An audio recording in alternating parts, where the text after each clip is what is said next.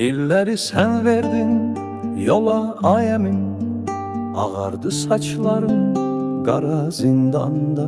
Sen neler görmüsən mənim ayemim, kişi tek yaşadın çetin dövranda.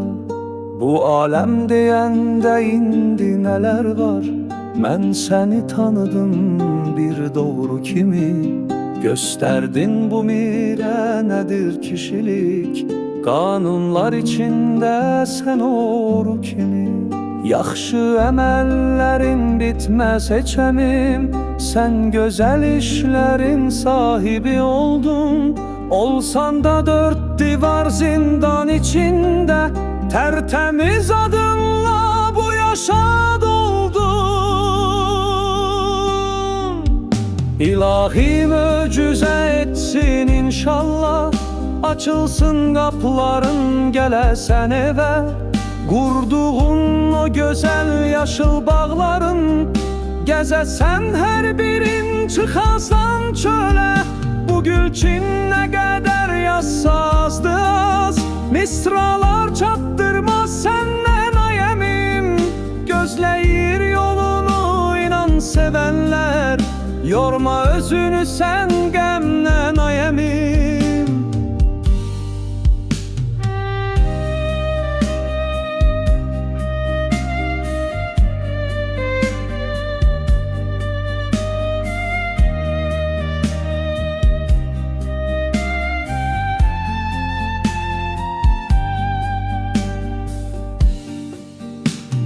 Alem deyəndə indi neler var, mən seni tanıdım bir doğru kimi.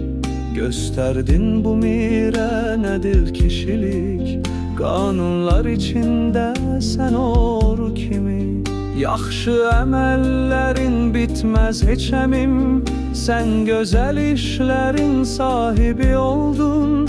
Olsan da dört divar zindan içinde, tertemiz adınla bu yaşa doldun. İlahi möcüze etsin inşallah, açılsın kapıların gelesen eve. Kurduğun o güzel yaşıl bağların, gezesen her birin çıkasan çöle.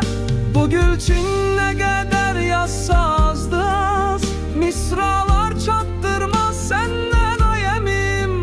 Gözleyir yolunu inan sevenler, yorma özünü sen gemlen ayemim. Gösterdin bu mire nedir kişilik, kanunlar içinde sen oğru kimi.